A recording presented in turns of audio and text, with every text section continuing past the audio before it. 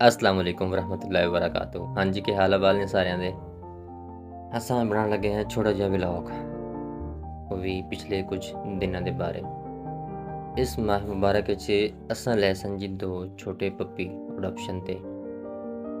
ਇੱਕ ਪੱਪੀ ਮਿਲਿਆ ਸੀ ਡੀਐਚਏ ਤੋਂ ਤੇ ਦੂਸਰਾ ਅਡਿਆਲਾ ਤੋਂ। ਡੀਐਚਏ ਤੋਂ ਜਾ ਕੇ ਜਿਹੜਾ ਲਿਆ ਸੀ ਉਹ ਸੀ husky breed mix, Siberian husky breed ਸੀ ਮਿਕਸ 'ਚ ਤੇ ਨਾਲ ਜਰਮਨ ਸ਼ੈਫਰਡ।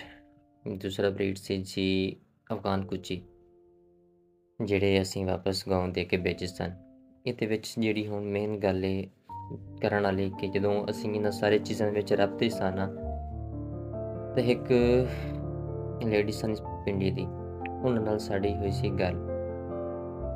ਤੇ ਜਿਸ ਲਈ ਉਹਨਾਂ ਨਾਲ ਗੱਲ ਹੋਈ ਹੈ ਨਾ, ਤੇ ਉਹ ਬੜਾ ਦੁੱਖ ਲੱਗਾ ਸੀ ਉਹਨਾਂ ਦੀ ਗੱਲਾਂ ਸੁਣ ਕੇ ਕਿ ਬਸ ਅੱਲਾ ਪਾਕ ਦੀ ਜ਼ਾਤ ਹੀ ਹੈ ਜਿਹਨੂੰ ਜਿਹੜੇ ਕੰਮ ਤੇ ਲਾ ਦੇਵੇ। ਉਸ ਨਾਲ ਗੱਲ ਸੀ, ਉਹਦੇ ਕੋਲ ਵੀ ਕੁਝ ਹੈ ਸਨ ਬਰੀਡ ਅਡੋਪਸ਼ਨ ਲਈ।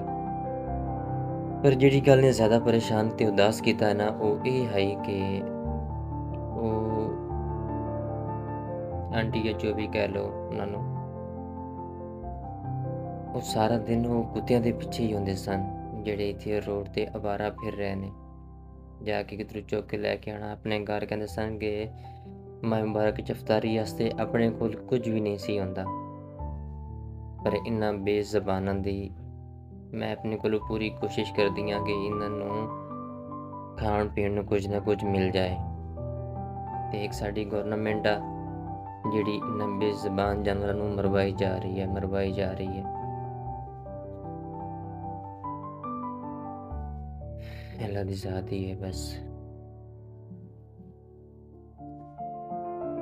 इसमें बड़ा दुख लगा सी उन्होंने नाल गल करके, जिस टाइम उन्होंने दी गल्लां सुनियां ये वो कि मैं इतना कुछ करनी है सारा दिन बस है साई दे पट्टे वगैरह शॉप्स वगैरह उतों जा करके वो कैट्स जो होती हैं उनको अडॉप्ट करना, फिर आगे भी पेट्स को पपीज़ को इनको अडॉप्ट करना। तो उनके घर में उस वक्त भी तकरीबन कोई 7 से 8 पप्पी मौजूद थे।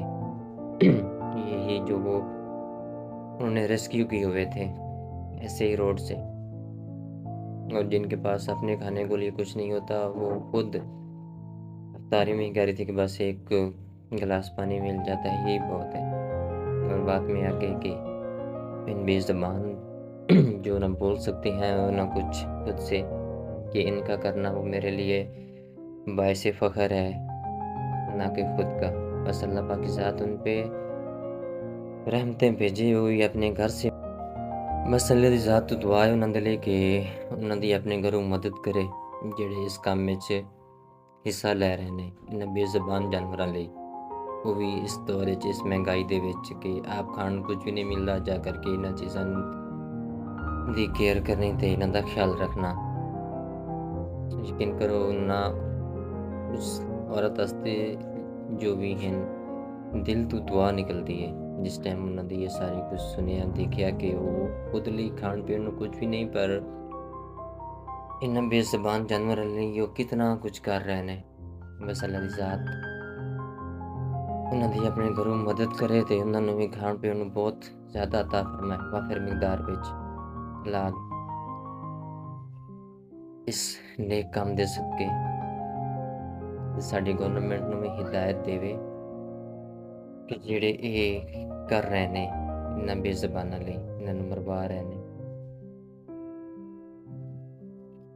ਹਿਸਾਬ ਕਿਤਾਬ ਤਾਂ ਸਾਰਿਆਂ ਨੇ ਦੇਣਾ ਹੀ ਹੈ ਨਾ, ਤਾਂ ਜन्नत ਵਿੱਚ ਜਾਏਗਾ ਅਸਾਬੇ ਕਾਫ ਦੇ ਨਾਲ। ਅੱਲਾ ਤੁਹਾਡਾ ਕੀ ਪਤਾ, ਬਸ ਅੱਲਾ ਦੀ ਜ਼ਾਤ ਤੋਂ ਡਰਨਾ ਚਾਹੀਦਾ ਹੈ ਹਰ ਹਾਲ ਦੇ ਵਿੱਚ। ਬਸ ਦੁੱਖ ਹੁੰਦਾ ਦਿਲੋਂ ਇਹਨਾਂ ਚੀਜ਼ਾਂ ਦਾ, ਇਸ ਵਾਸਤੇ ਫਿਰ ਇਹਨਾਂ ਉੱਪਰ ਬੋਲਣਾ ਵੀ ਹੱਕ ਬਣਦਾ ਹੈ ਸਾਡਾ। ਛੋਟਾ ਜਿਹਾ ਵਲੌਗ ਹੈ, ਤਾਂ ਵੱਡਾ ਸਾਰਾ ਹੋ ਗਿਆ। ਤੇ ਬਾਕੀ ਮਿਹਰਬਾਨੀ ਕਰਕੇ ਅਕਾਊਂਟ ਨੂੰ ਸਪੋਰਟ ਕਰੋ। इंशाअल्लाह अच्छी वीडियो ਤੁਹਾਨੂੰ ਮਿਲਣਗੀਆਂ ਇੱਥੇ। ਜਜ਼ਾਕ ਅੱਲਾ।